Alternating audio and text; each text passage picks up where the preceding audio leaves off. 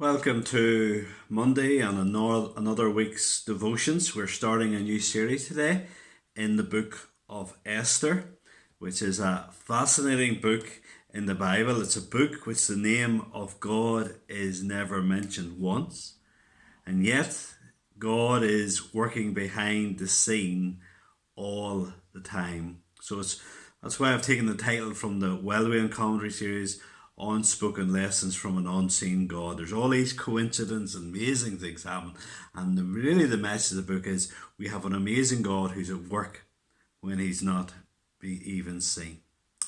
Let's read chapter 1 of Esther. So Esther chapter 1.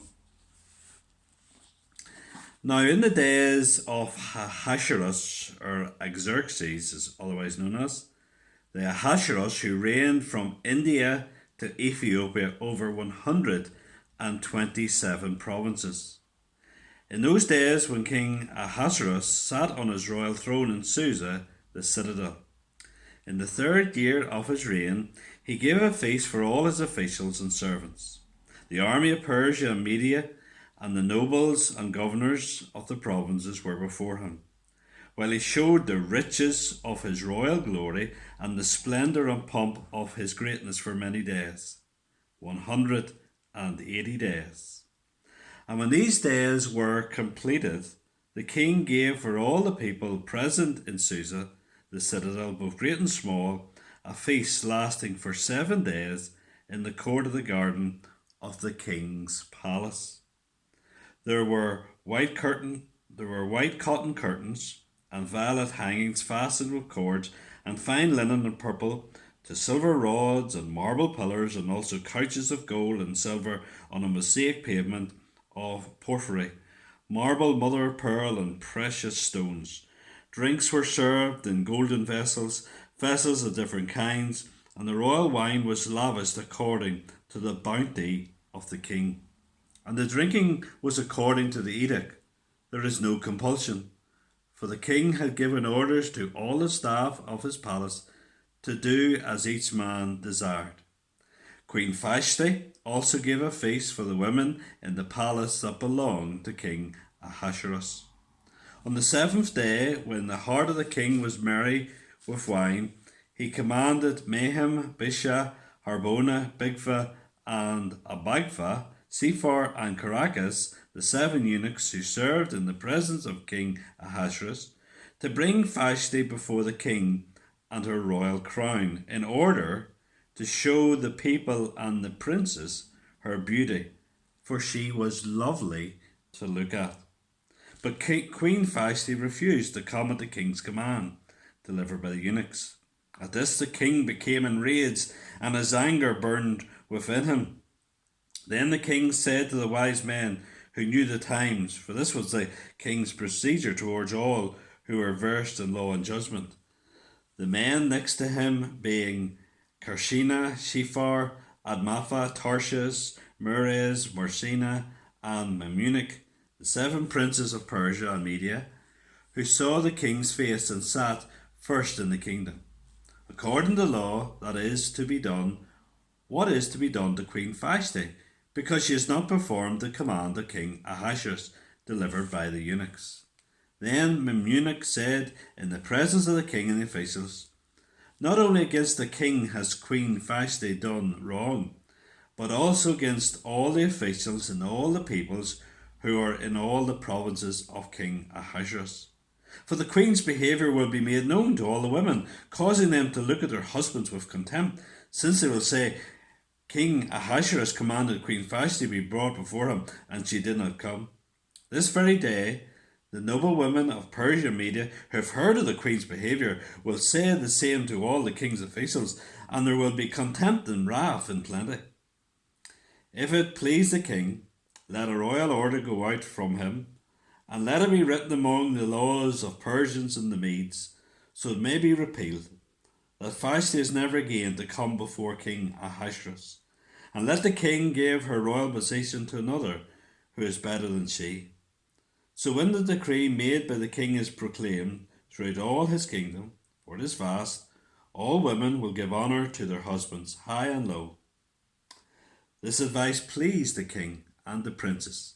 And the king did as Memucan proposed. He sent letters to all his royal provinces, to every province in his own script, and to every people in its own language, that every man be master in his own household, and speak according to the language of his people.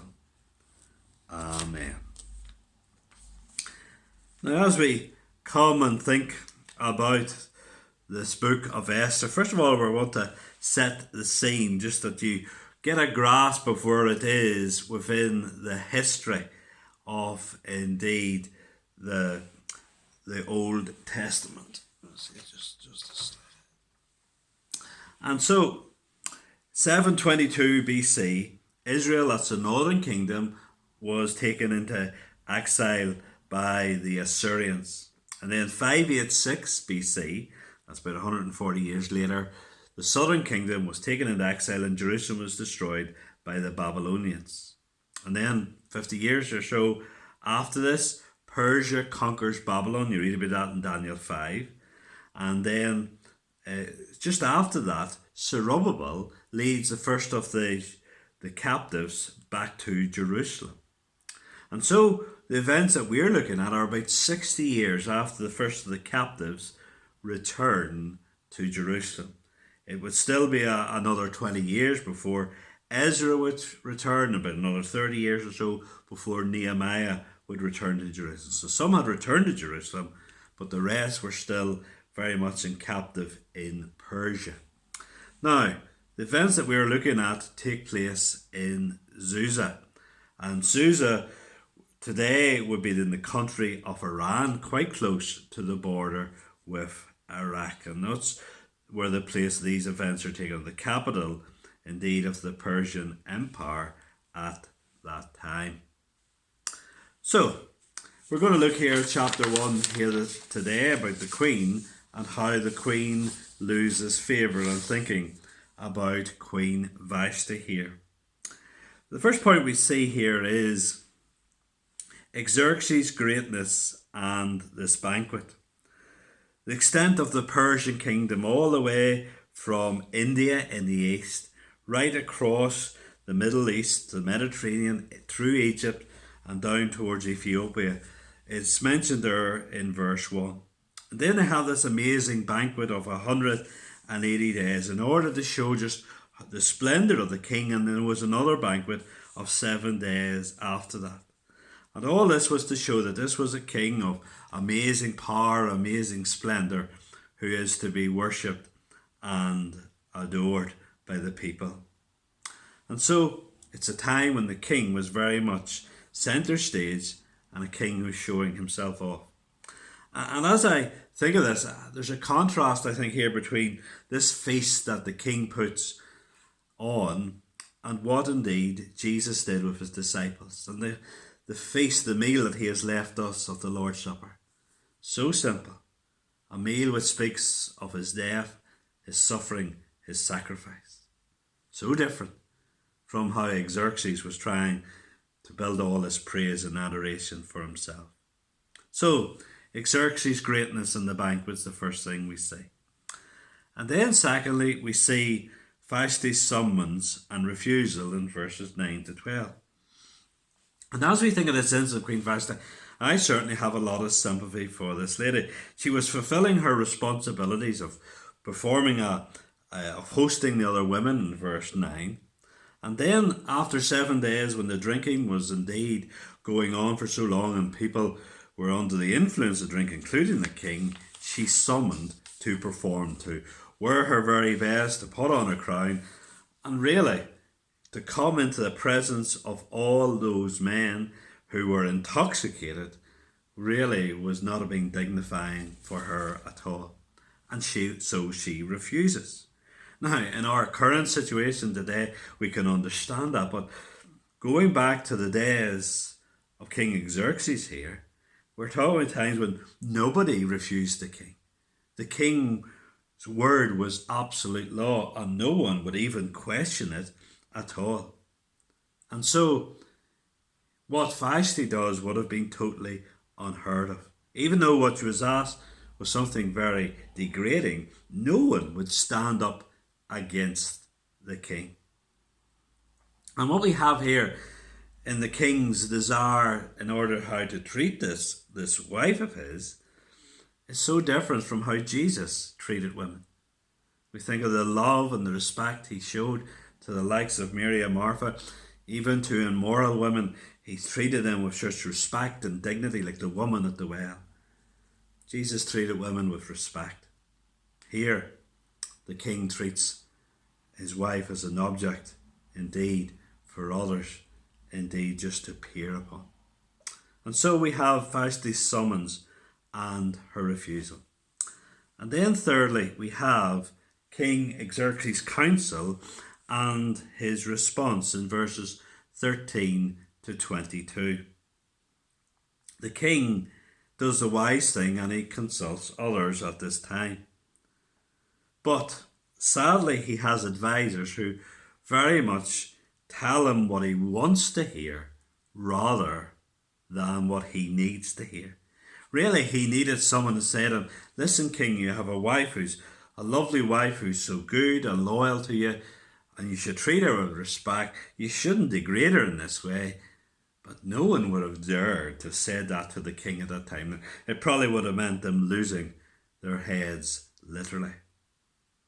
And there's a question here for us. Do we want people who will say to us what we want to hear? Or do we want people to say to us what we need to hear? I once heard it said about Tony Blair when he was Prime Minister. In his early years, he was really good at listening and consulting others. But as time went on, that went by the wayside. It was part of his ultimate downfall. Are we open to listen to what others will say? Are we open to learn from others? Or do we just want people around us saying that which will boost our ego? I think of the current Facebook. So many posts on Facebook just for others to boost their ego.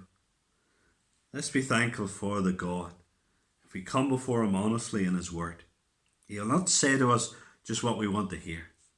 He'll tell us what we need to hear.